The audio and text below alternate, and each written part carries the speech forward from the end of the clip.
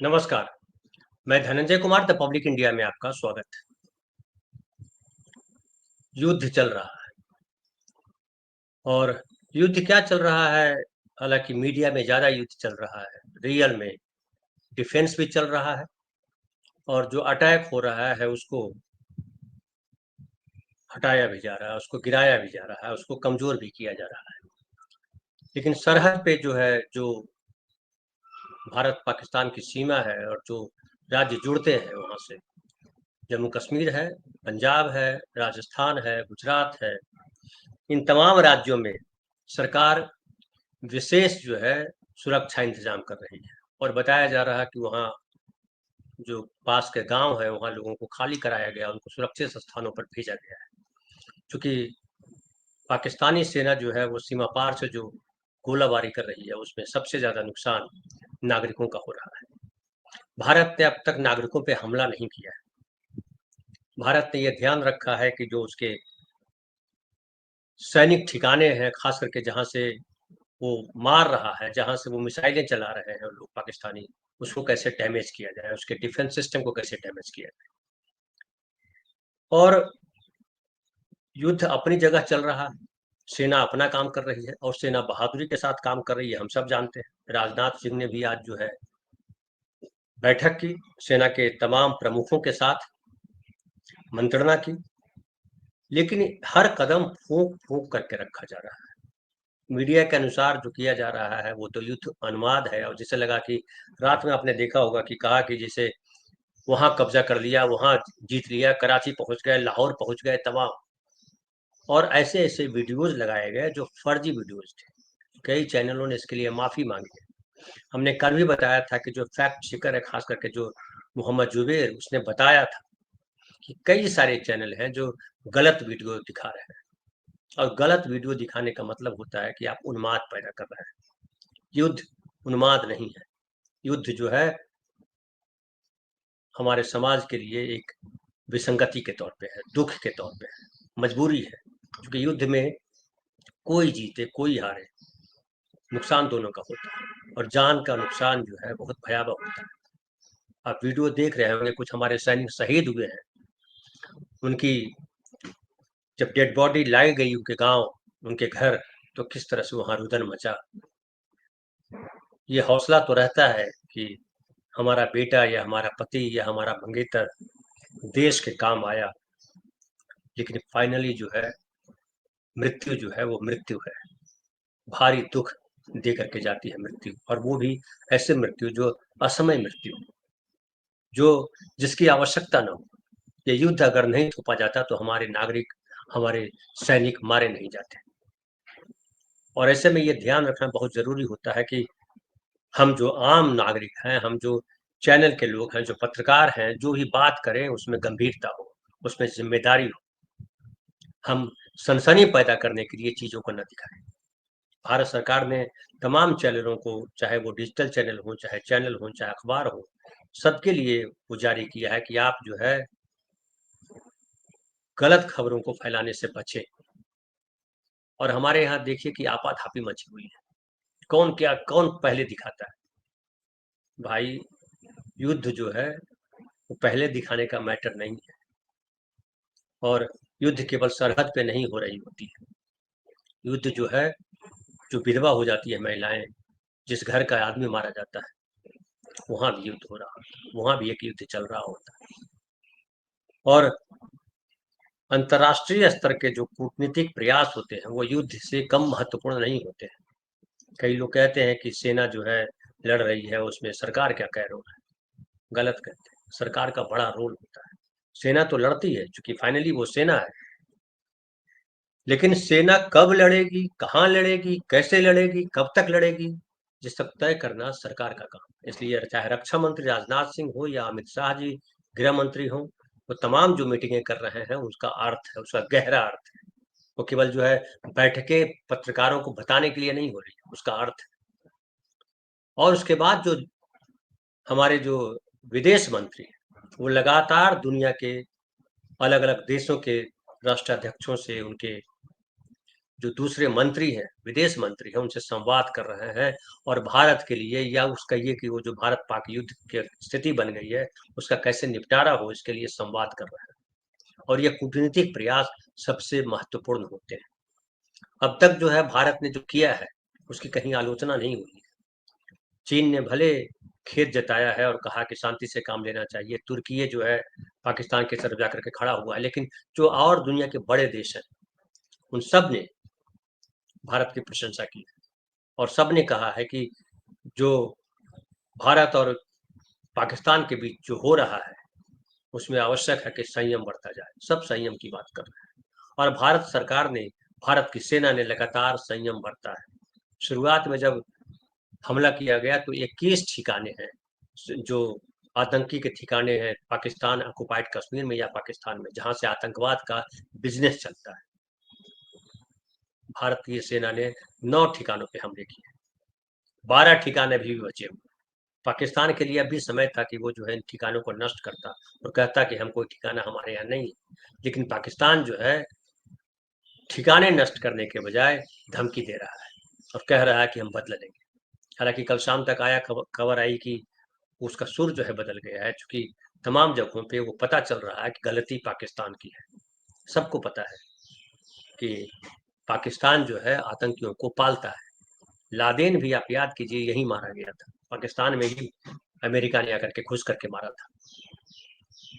लेकिन पाकिस्तान कुछ ऐसी उसकी जो है भौगोलिक स्थिति है कि कुछ देश जो है उसको बैक से, पीछे से उसको समर्थन देते हैं, उसको हथियार सप्लाई करते हैं, उसको पैसे देते हैं, तमाम चीजें करते हैं, उसका हौसला बढ़ाते हैं।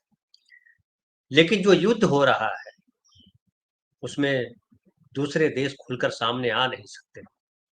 फाइनली लड़ना होगा पाकिस्तान को ही और पाकिस्तान की सेना या पाकिस्तान की सरकार या पाकिस्तान की आर्थिक स्थिति भारत के सामने बेहद बौनी है, बेहद कमजोर है। ये पाकिस्तान भी जानता है और हम तो जानते ही अपनी ताकत को। और यही वजह रही कि पाकिस्तान ने जितने भी हमले किए तमाम मिसाइली हमलों को जो है भारत ने नाकामयाब किया। हालांकि सीमा पार से जो गोलीबारी हुई उसमें हमारे 20 के करीब नागरिक मारे गए, लेकिन हमने उनके आतंकियों को बुरी तरह मारा और हमने जो हमला किया उसको वो नाकामयाब नहीं कर पाए। उनके पास इतना मजबूत सिस्टम नहीं है, वेल इक्विप्ड नहीं है पाकिस्तान।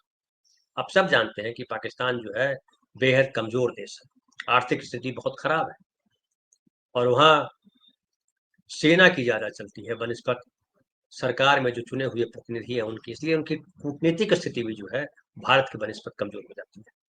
लेकिन भारत ने लगातार संयम का परिचय दिया है और अब तक जो किया है वो डिफेंसिव है और जो पाकिस्तान ने जो चैलेंज दिया उसका जवाब भी दिया है भारत ने। लेकिन सबसे इम्पोर्टेंट होता है अपनी सुरक्षा। हम युद्ध अगर करने की नौबत आई तो हम भागने वाले नहीं। और जब भी पाकिस्तान ने हम पे हमला किया है हमने उसका मुंहतोड़ जवाब दिया है। हमारी सेना और हमारी सरकारों ने बेहतरीन काम किए।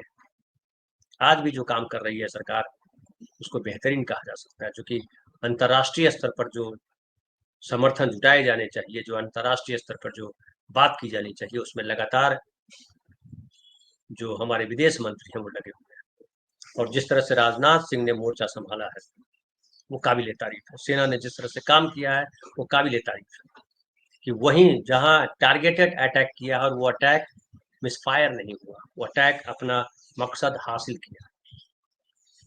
अब जो है लेकिन स्थिति ये है कि ऐसा लग रहा था कि ये युद्ध नहीं होगा, लेकिन युद्ध वाली स्थिति की तरफ हम लगातार बढ़ते जा रहे हैं, क्योंकि पाकिस्तान जो है अपनी हरकतों से बाज नहीं आ रहा। हमको कल कल हमने आपको बताया था कि पाकिस्तान ने पीओके में कहा है कि आप जो 2 महीने का राशन लेकर के बैठ जाए। हालांकि चैनलों ने जिस तरह से पाकिस्तान पे हमले हुए हैं भारत की तरफ से वो जो बयान किया उसको भी सही नहीं माना जा रहा है सबको। और इसलिए सरकार ने कहा है कि जो भी चैनल है वो जो है आधिकारिक रिपोर्ट ही दिखाए, जो आधिकारिक नहीं है गॉसिप वाले रिपोर्ट ना दिखाए, क्योंकि इससे केओस मचता है, देश के नागरिक भी परेशान होते हैं और पूरा मीडिया जो है, न्यूज जो है वो कंफ्यूजन हो जाता है कि कौन सही है कौन गलत है। हम जैसे लोगों के लिए बड़ा मुश्किल हो गया है कि कौन सही है कौन गलत है कैसे पता करें। हालांकि सरकार की भूमिका होती है कि आधिकारिक तौर पे वो बयान दे अपने, लेकिन हमने तो देखा है कि वीडियो में कि खुद जो है हमारे एक मंत्री जो है किरण रिजिजू, वो खुद जो है ट्वीट कर दिए गलत मैसेज, गलत न्यूज, बाद में उसको हटाया। तो इस तरह की जो चीजें हो रही है उस पर लगाम लगाए जाने की जरूरत है। और ये अति उत्साह में बहुत कुछ बोल जाने का समय ये नहीं, क्योंकि युद्ध फाइनली नुकसानदेह है। अब बात आ रही है कि जो सरकार क्या कर रही है, तो मैं ये बताऊं कि सरकार जो राज्यों में सरकार तमाम एहतियात बरत रही है और सुरक्षा के तमाम इंतजाम कर रही है। पास के गांव खाली करवाए जा रहे हैं, नागरिकों को सुरक्षित स्थानों पर ले जाया जा रहा है ताकि सीमा पार पाकिस्तानी सेना की गोलीबारी में कोई कैजुअल्टी न हो। और उसके बाद जो और भी दूसरे स्टेट्स हैं, से उत्तराखंड में हाई अलर्ट लगा दिया गया है, नेपाल से सटे जिलों में चौकसी बढ़ा दी गई है। उसके बाद रक्षा मंत्रालय ने एक नोटिफिकेशन जारी करके सेना प्रमुख को प्रादेशिक सेना नियम 1948 के नियम टेरिटोरियल आर्मी के जवानों अफसरों को बुलाने का अधिकार दे दिया है। टीए अर्धसैनिक बल को कहते हैं, जो नागरिकों को सेना के सर्विस का मौका देती है। वे नौकरी और पेशे को भी जारी रख सकते हैं। इसका मकसद है जरूरत पड़ने पर सेना की सहायता करना, आंतरिक सुरक्षा, प्राकृतिक आपदाओं या अन्य आपात स्थितियों में सर्विस देना। लेकिन आरएसएस ने जो बयान दिया है उसको मैं आपत्तिजनक मानता हूँ। उसको आरएसएस को भी अपने बयान ठीक करने की जरूरत है। अब देखिए, आरएसएस ने कहा है कि ऑपरेशन सिंदूर के लिए भारत सरकार और सुरक्षा बलों को बधाई। बहुत अच्छी बात है, इसमें कोई दिक्कत नहीं बधाई देने। लेकिन आगे जो लाइन है, संघ ने कहा कि हिंदू टूरिस्ट, ये हिंदू टूरिस्ट कहने का क्या मतलब? हिंदू टूरिस्ट के क्रूर हत्याकांड में पीड़ित परिवारों और देश के को न्याय दिलाने के लिए इस कार्रवाई से पूरे देश का स्वाभिमान और साहस। ये गलत लाइन है। हिंदू टूरिस्ट, जब आप हिंदू टूरिस्ट कहते हैं तो फिर वही होता है जो पाकिस्तान जो खेल खेल रहा है। पाकिस्तान ने जिस तरह से आतंकियों को भेजा और कहा कि चुन चुन करके हिंदुओं को मारना, नाम पूछ करके मार, वहां गए हुए टूरिस्ट तो वही, जाहिर है कि टूरिस्ट जो गए हुए हैं वो हिंदू है, उसमें बहुसंख्य हिंदू है उसमें, तो टूरिस्ट को सीधे सीधे मार सकते थे। लेकिन जान करके धर्म पूछने की बात करी गई, ताकि हिंदुस्तान में जो हिंदू मुसलमान चल रहा है, पाकिस्तान को भी पता है ये जो सरकार है, जो भारत सरकार है, जो उसके पीछे जो संघ है वो हिंदूवादी संगठन है। क्योंकि जो हिंदुस्तान पाकिस्तान का बंटवारा हुआ था उसमें जो हिंदूवादी संगठन है और जो मुस्लिम संगठन है, उन दोनों का बड़ा रोल था। हिंदू महासभा और मुस्लिम लीग बैठ करके सरकार बना रहे थे जब कांग्रेस अलग हो गई थी कि हम सरकार नहीं बनाएंगे। कांग्रेस जब लड़ रही थी कि आप जो बंटवारे की बात पर बात नहीं कर रहे हैं, तो वो तमाम चीजें हैं। और यहाँ पे जब हिंदू टेररिस्ट बोलते हैं, हिंदू टूरिस्ट बोलते हो आप, तो दुखद हो जाता है। और इसमें लगता है कि आप जो है पाकिस्तान के हाथ खेलने लगते हो। आप दूसरा ऐसा कोई बोले तो तुरंत जो है उसको देशद्रोही बता देते। तो अभी जो मामला है वो संयम का मामला है और हर कदम फूंक फूंक करके लेना है। चैनल जिस तरह से युद्ध करा रहे हैं उस तरह से युद्ध नहीं होता है। और युद्ध सेना तो लड़ती है, सेना के पास कितना सामान है, कितना हथियार है, क्या स्ट्रेटजी है, वो तमाम चीजें हैं। लेकिन सबसे बड़ी स्ट्रेटजी होती है सरकार की कि हम कूटनीतिक स्तर पर संवाद कर रहे हैं अलग अलग देशों से, वो उसमें हम कितने सफल हैं। और उसमें महत्वपूर्ण भूमिका होती है जो सरकार का मुखिया होता है, जो प्रधानमंत्री होते हैं, जो रक्षा मंत्री होते हैं, जो विदेश मंत्री होते हैं, उनकी अपनी हैसियत कैसी है, उनके अपने संबंध कैसे हैं, ये बड़ा काम करता है। अब इस पर भी देखिएगा सोशल मीडिया पर लड़ाई चल रही है कि अरे वो जब उस समय हर युद्ध में सेना ही लड़ती है। सेना तो लड़ती है, फ्रंट पे तो सेना ही रहती है, लेकिन सेना के पीछे जो दिमाग चल रहा होता है वो सरकार का दिमाग होता है, प्रधानमंत्री का दिमाग होता है, वो रक्षा मंत्री का दिमाग होता है, वो विदेश मंत्री का दिमाग होता है और उनके पूरे डिपार्टमेंट का दिमाग होता है। ये समझना बहुत जरूरी है और पैनिक होने की आवश्यकता नहीं है। मैं आज देख रहा था बॉम्बे में बाजार में भीड़ लगी, सब खरीदारी कर रहे हैं, पता नहीं कल क्या हो जाएगा, पता नहीं कल जो होगा वो देखा जाएगा। जो संकट आएगा अगर तो हम सब संकट सहेंगे, लेकिन अभी संकट क्रिएट कर देना, क्योस क्रिएट कर देना दुख की बात है। हालांकि दुनिया में तमाम देश शांति की बात कर रहे हैं और संयम की बात कर रहे हैं, लेकिन मेरे मन में भी एक चलता रहता है कि पाकिस्तान का एक हल तो निकलना चाहिए भाई। पाकिस्तान 1947 में जब देश आजाद हुआ और जम्मू कश्मीर जो आज है, जो तब कश्मीर के नाम से जाना जाता था, कश्मीर के महाराजा जो थे हरि सिंह, उन्होंने चाहा था कि हम जो है किसी के साथ नहीं जाएं, क्योंकि रजवाड़ों को, रियासतों को कहा गया था कि आपकी पसंद भी अपनी है। हालांकि बंटवारा जो हुआ था हिंदू बहुल और मुस्लिम बहुल के आधार पर हुआ था, लेकिन रजवाड़ों को, ये रियासतों को ये कहा गया था कि आप अपनी पसंद देख लीजिए, आपको हिंदुस्तान में रहना है या पाकिस्तान के साथ रहना है। लेकिन महाराजा हरि सिंह जो थे, जो कश्मीर के राजा थे उस वक्त, चूंकि वहां पे राजा हिंदू, आबादी मुस्लिम बहुल, तो उनका कहना था कि नहीं, हमें कहीं नहीं रहना है, हम स्वतंत्र रहेंगे। और लेकिन जैसे ही पाकिस्तान अलग हुआ, पाकिस्तान जो है वहाँ छुपे तौर पे हमला कर दिया, कबायलियों ने हमला कर दिया, उसके पीछे से पाकिस्तान की सेना थी।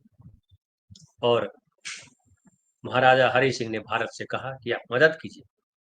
भारत मदद नहीं कर सकता था जब तक कि आप, क्योंकि वो अलग देश के तौर पे कश्मीर देखा जा रहा था उस वक्त।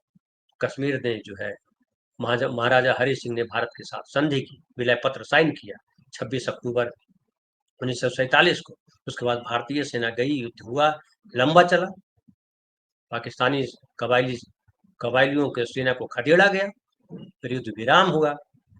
अब इसको लेकर के तमाम ऊट पटांग बातें जो लंबे समय से नैरेटिव बढ़ा जा रहा है नेहरू को लेकर के, क्योंकि पूरा फॉल्स नैरेटिव। उस समय जो किया जा सकता था, नेहरू सरकार ने द बेस्ट काम किया और जम्मू कश्मीर भारत का हिस्सा बना। ये इंपॉर्टेंट है, समझना है इसको। फिर उसके बाद जो है 1965 में झगड़ा किया पाकिस्तान, वहां भी पटकनी पड़ी पाकिस्तान।